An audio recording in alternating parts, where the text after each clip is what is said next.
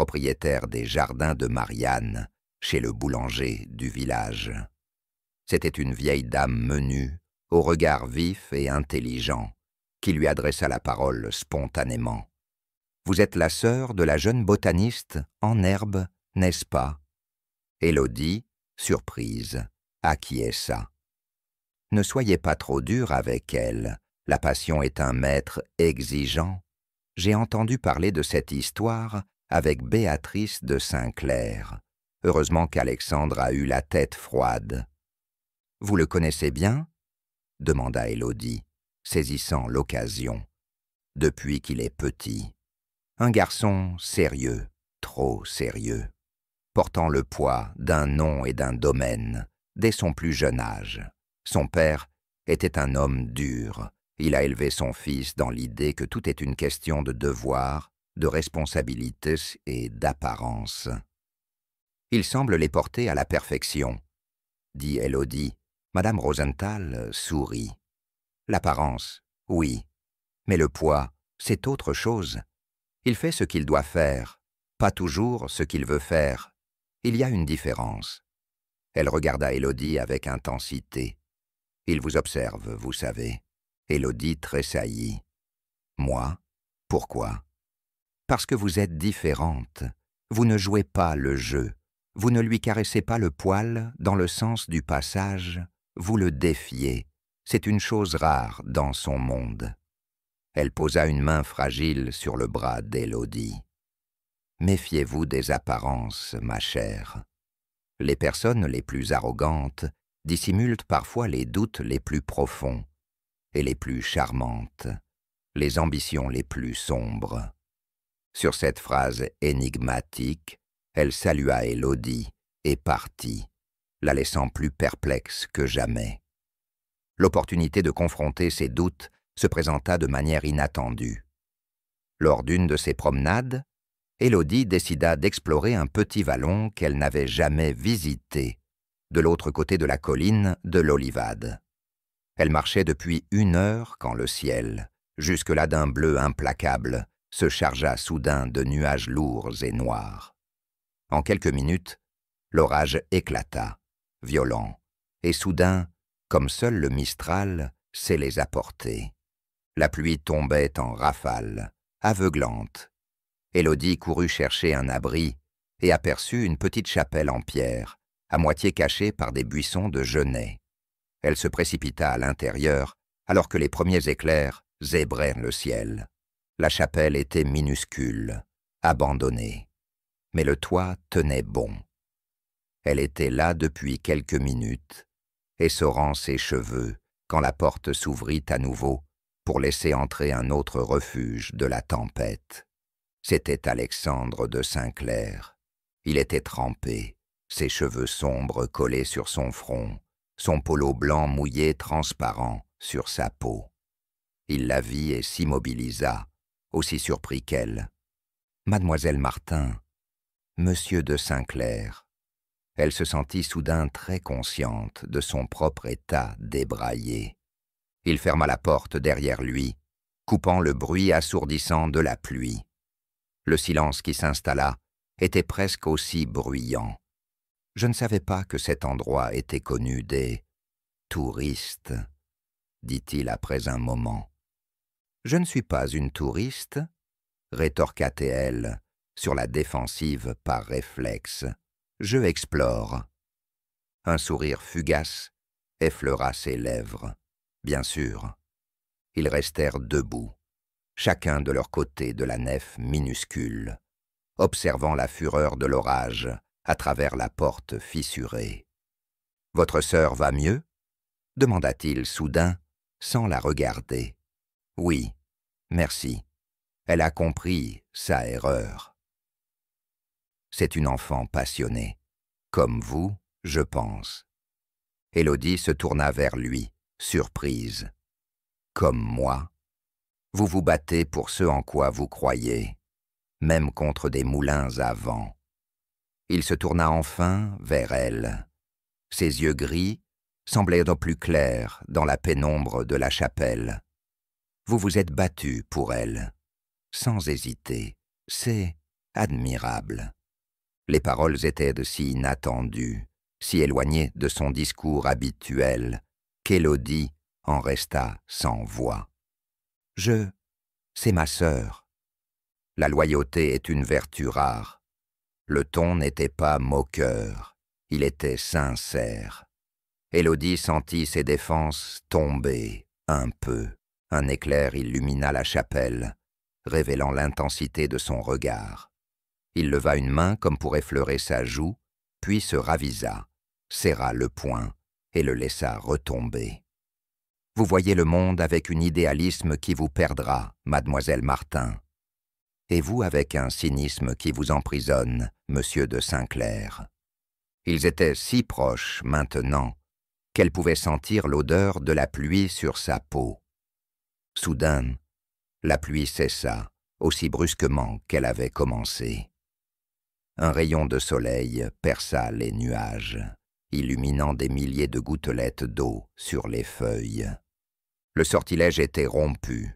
Alexandre recula, reprenant son masque de distance. L'orage est passé. Vous devriez rentrer avant que les chemins ne deviennent boueux. Il ouvrit la porte et s'effaça pour la laisser passer. Élodie sortit, le cœur battant la chamade. Le monde semblait lavé, neuf, et sa vision d'Alexandre de Saint-Clair était bouleversée. « Au revoir, mademoiselle Martin », dit-il, et sa voix était redevenue polie, neutre. « Au revoir, Alexandre », répondit-elle, utilisant son prénom pour la première fois. Une lueur d'étonnement, puis d'une émotion indéfinissable, passa dans son regard. Il inclina légèrement la tête et tourna les talons, s'éloignant dans la direction du domaine. Élodie le regarda partir, comprenant qu'elle venait de franchir un seuil. Elle ne le haïssait plus. Elle était intriguée, émue, et terriblement attirée par l'homme complexe qu'elle venait d'entrevoir sous l'armure de l'héritier. Le véritable orage, elle le sentait, ne faisait que commencer. Pour Élodie, chaque rencontre avec Alexandre devenait un exercice de décryptage. Elle cherchait dans ses yeux gris la lueur d'humanité qu'elle y avait vue, sous le vernis de sa froide politesse. Parfois, elle croyait la percevoir, fugace, quand il la saluait d'un hochement de tête plus appuyé au marché. D'autres fois, il était plus distant que jamais, spécialement quand Gabriel était présent. Gabriel. Sa présence devenait de plus en plus insistante. Un après-midi, alors qu'il se promenait dans les vignes des jardins de Marianne, il lui prit la main. « Élodie, tu dois savoir ce que je ressens pour toi. Ces dernières semaines ont été lumineuses, grâce à toi. » Elle retira doucement sa main, mal à l'aise. « Gabriel, je tiens beaucoup à notre amitié. » L'amitié? Il eut un rire un peu forcé. Ce que nous avons va bien au-delà de l'amitié. Nous nous comprenons. Nous venons du même monde. Du même monde? Répéta-t-elle, surprise. Vous voulez dire? Nous ne sommes pas des de Saint-Clair. Nous devons nous battre pour ce que nous voulons. Toi, tu as perdu ton statut. Moi, je ne l'ai jamais eu. Ensemble, nous pourrions bâtir quelque chose, ici, au jardin de Marianne. Madame Rosenthal m'apprécie. Un jour, peut-être. Élodie le regarda, réalisant soudain que Madame Rosenthal avait peut-être vu juste. L'ambition de Gabriel n'était pas une simple passion pour la terre. C'était une soif de reconnaissance, d'ascension sociale, et elle faisait partie de son plan. Gabriel, je ne suis pas amoureuse de vous. Son sourire s'éteignit. C'est à cause de lui, n'est-ce pas? De Saint-Clair. Il t'a ensorcelé avec son titre et son domaine? Non, protesta-t-elle, peut-être un peu trop fort. Ce n'est pas ça. Alexandre est. Alexandre, répéta-t-il, amer. Vous en êtes déjà à l'appeler par son prénom. Il vous méprise, Élodie. Vous et votre famille. Pour lui, Vous êtes un divertissement estival, rien de plus. » « Vous ne le connaissez pas, » s'écria-t-elle, réalisant trop tard qu'elle le défendait. Le visage de Gabriel se durcit. « Je le connais depuis toujours, et je vous connais, vous. Vous vous illusionnez. Réfléchissez, Élodie. Entre un futur à ses pieds comme une de ses courtisanes et un futur à mes côtés comme une égale, le choix devrait être simple. » Sur ce, il partit, la laissant seule parmi les vignes, le cœur lourd de confusion. La situation avec Manon, elle, empirait. Théo était de plus en plus présent, de plus en plus possessif. Il arrivait aux masses avec des cadeaux coûteux, parlait haut, traitait les parents avec une condescendance à peine voilée. Un soir, Élodie les surprit en train de se disputer dans le jardin. « Je n'en ai rien à faire de ce que tu veux, » criait Manon. « Je veux y aller. »« Tu feras ce que je dis, » rétorqua Théo, en lui agrippant le bras. Élodie s'interposa aussitôt. « Lâche-la, Théo. » Il se tourna vers elle, un sourire mauvais aux lèvres. « Occupe-toi de tes affaires, la savante. » Manon rentre à la maison. « Mais maintenant ?» tonna Élodie, avec une autorité qui surprit même sa sœur. Manon, boudeuse, obéit. Théo toisa. Élodie. « Tu vas le regretter de t'être mêlée de ça. » Le lendemain, Pierre Martin reçut un coup de téléphone. La banque lui annonçait que le chèque de la location du Mas des Lavandes avait été refusé, insolvabilité. Ils avaient 3 jours pour régler la somme, sous peine d'expulsion. La panique s'empara de la famille. Sylvie était hystérique. Pierre, effondré, avoua qu'il avait investi leurs derniers fonds dans un placement risqué qui avait échoué. Ils étaient ruinés, vraiment. Élodie tenta de les raisonner. « On va trouver une solution. On peut emprunter. »« À qui ?» sanglota Sylvie. « Personne ne nous prêtera. Nous sommes finis. » C'est alors qu'Alexandre de Saint-Clair arriva. Il avait appris la nouvelle par le notaire, un ami de la famille. Il se présenta à la porte, impeccable et calme. « Monsieur Martin, j'ai entendu parler de vos ennuis. Je peux peut-être vous aider. » Sylvie le regarda comme si c'était le Messie. « Vous, monsieur ? Le domaine a des liquidités. Je pourrais vous avancer la somme, sans intérêt. Vous me rembourserez quand vous le pourrez. » L'offre était incroyable, généreuse. Mais Élodie, méfiante, vit autre chose. Une occasion pour lui d'affirmer son pouvoir, de les lier à lui par une dette indélébile. « C'est très gentil, monsieur de Saint-Clair, mais nous ne pouvons accepter, » dit-elle avant que son père ne puisse répondre. Tous les regards se tournèrent vers elle, incrédules. « Élodie !» s'exclama sa mère. Alexandre la fixa, un sourcil levé. « C'est une décision impulsive, mademoiselle Martin. Pensez à votre famille. »« J'y pense. Je pense que nous devons régler nos problèmes nous-mêmes. »« Et comment comptez-vous faire ?» demanda-t-il, froid. « Je trouverai un moyen. » Il la dévisagea longuement, et elle vit dans ses yeux non pas de la colère, mais de l'admiration et de la frustration. « Très bien, je retire mon offre. » Il s'inclina et partit. La famille était sous le choc. « Tu es folle !» hurla Sylvie.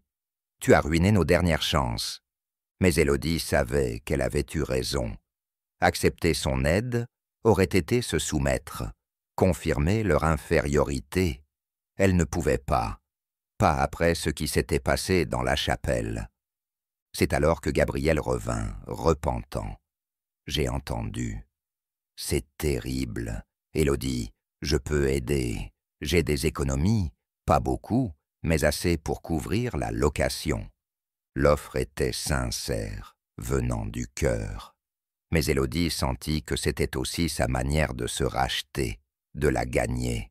« Gabriel, je accepte, » Je t'en prie, laisse-moi faire ça pour toi. » Éperdue de gratitude et poussée par la détresse de sa famille, Élodie accepta.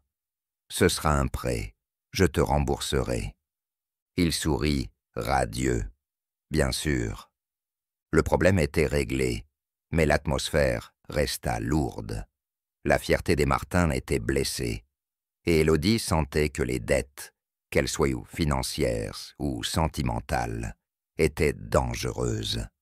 Quelques jours plus tard, alors qu'Élodie se rendait au village pour poster des lettres de demande d'emploi désespérées, une voiture freina brusquement à sa hauteur. C'était Théo. « Monte, on doit parler. »« Je préfère marcher. »« Monte, sinon ta petite sœur, la voleuse, va avoir de sérieux ennuis. » Le cœur serré, Élodie monta dans la voiture. « Qu'est-ce que tu veux, Manon? Elle me ignore, elle veut rompre, ça ne se passe pas comme ça. Elle fait ce qu'elle veut. » Théo eut un ricanement. « Vous, les Martin, vous avez vraiment une haute opinion de vous-même. Tu sais pourquoi le chèque a sauté? C'est moi. Mon père a des relations partout. Un petit coup de fil à la banque, une rumeur d'insolvabilité. Et pouf !» Élodie le regarda, horrifiée. « C'est toi? Mais pourquoi? » « Pour vous remettre à votre place et pour faire comprendre à Manon qu'elle a besoin de moi. Maintenant, tu vas lui parler. Tu vas lui dire de se montrer plus coopérative. Sinon, la prochaine fois, ce ne sera pas juste un chèque, ce sera pire. Et je m'en prendrai à ta petite sœur, compris? » Il la déposa au bord de la route et partit en trombe.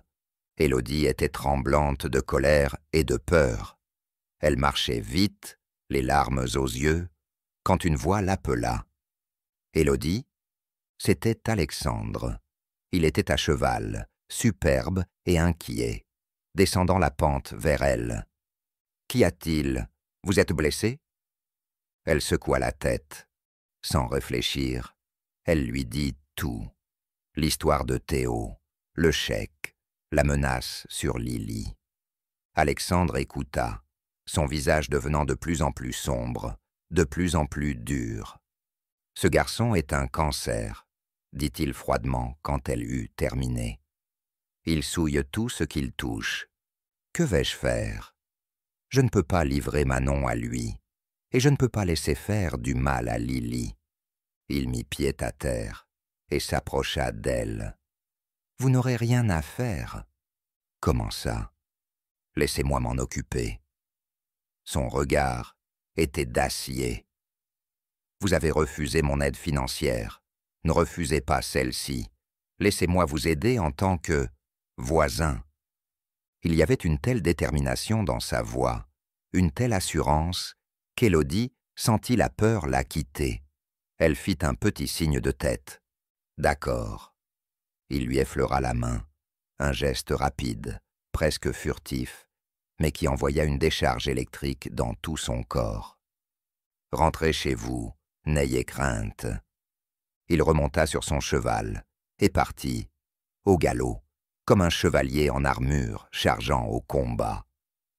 Élodie le regarda s'éloigner, le cœur battant.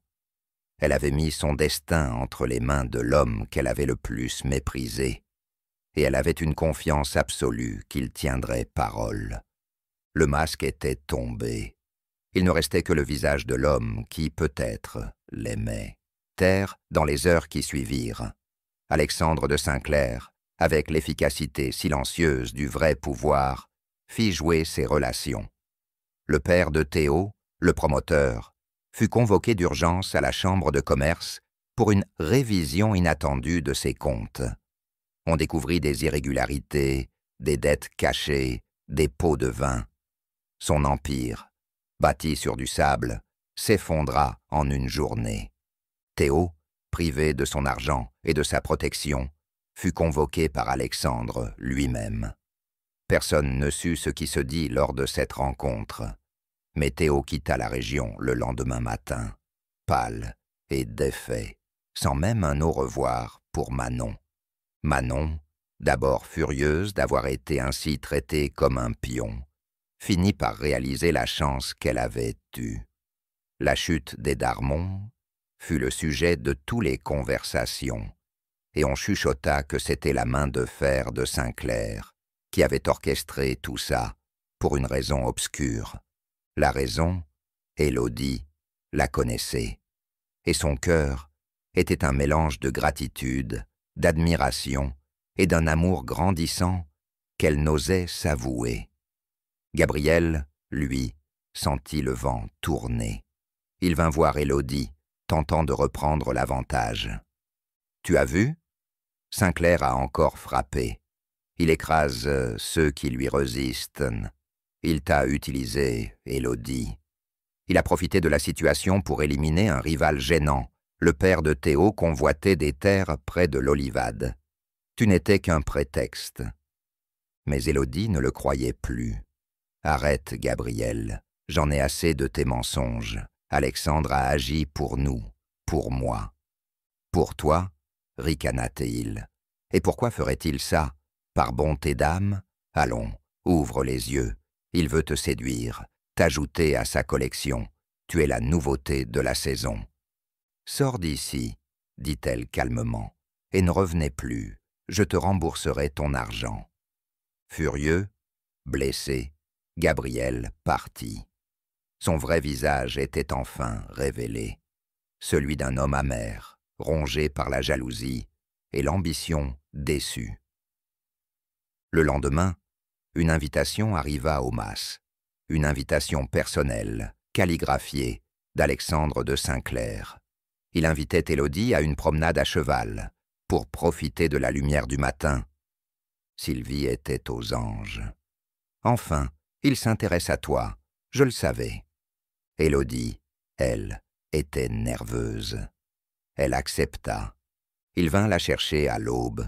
Ils chevauchèrent en silence pendant un moment, suivant les crêtes surplombant la vallée. Le soleil se levait, teintant les vignes et les oliveraies de rosée et d'or. « C'est magnifique, » souffla Élodie. « C'est chez moi, » dit Alexandre simplement, « et c'est mon fardeau et ma joie. » Ils s'arrêtèrent sur un promontoire. La vue était à couper le souffle. « Théo est parti, » dit Alexandre. « Il ne reviendra pas. Votre sœur est en sécurité. »« Merci. Je ne sais comment vous remercier. Il n'y a pas de remerciement à avoir. J'ai agi pour... » Il hésita, cherchant ses mots. « Pour restaurer un ordre et pour vous. » Il mit pied à terre et l'aida à descendre. Ils étaient face à face dans la lumière naissante. « Élodie, depuis votre arrivée, vous bousculez tout. Mes certitudes, mes habitudes, ma paix. » Il prit une profonde respiration. « Je vous ai méprisé au début. Pour votre franchise, votre absence de manière. Puis je vous ai admiré pour votre courage, votre loyauté, votre intelligence. » Il lui prit la main. Sa main était ferme, chaude. Je me suis battu contre ça. C'était imprudent, illogique, mais je ne le peux plus. Élodie le regardait, le cœur battant à tout rompre, incapable de détourner les yeux. « Je suis tombé amoureux de vous, Élodie Martin, profondément, désespérément amoureux. » Les mots résonnèrent dans le silence du matin. C'était la déclaration la plus incongrue, la plus inattendue et la plus merveilleuse qu'elle ait jamais entendue. Vos origines, votre manque de fortune, tout cela importe peu à mes yeux. Seul importe l'être exceptionnel que vous êtes. Il se pencha, et ses lèvres effleurèrent les siennes. Un baiser doux, tendre, plein d'une passion longtemps contenue. Quand ils se séparèrent, Élodie avait les larmes aux yeux. « Moi aussi, » murmura-t-elle. « Moi aussi, je vous aime. » Alexandre. Il sourit, un sourire radieux, libéré, qui illuminait son visage. Pour la première fois, Il avait l'air pleinement heureux. Ils restèrent un long moment enlacés, regardant le soleil inonder la vallée, symbolisant l'avenir radieux qui s'ouvrait devant eux.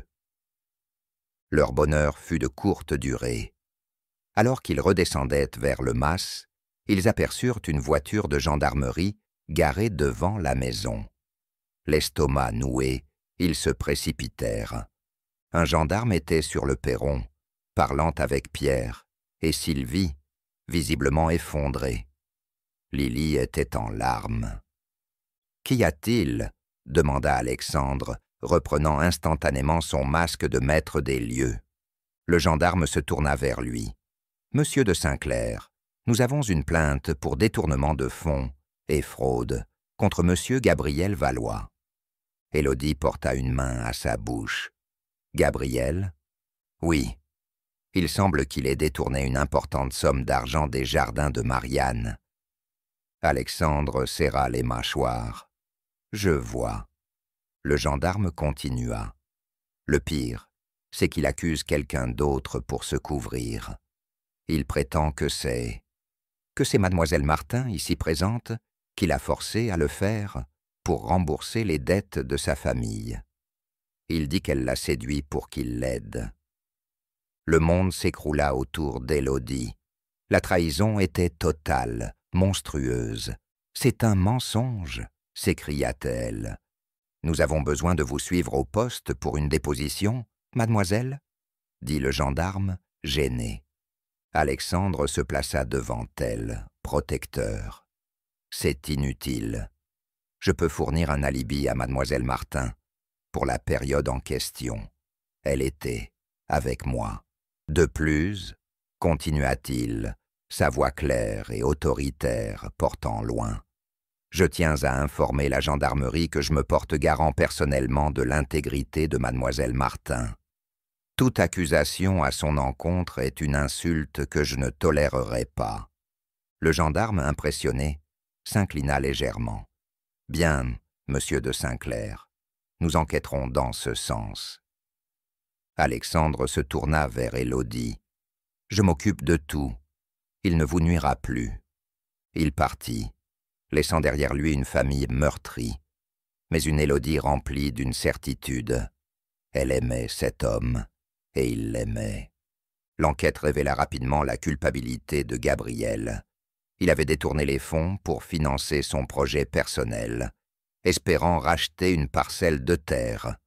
Pris de panique quand Madame Rosenthal avait commencé à se méfier, il avait tenté de tout rejeter sur Élodie par vengeance et lâcheté. Il fut arrêté. Madame Rosenthal, le cœur brisé, vendit les jardins de Marianne et partit vivre chez sa fille, à Paris. Le mal était réparé, mais la blessure morale restait. Quelques jours plus tard, Alexandre revint au mas. Il demanda à parler à Élodie en privé.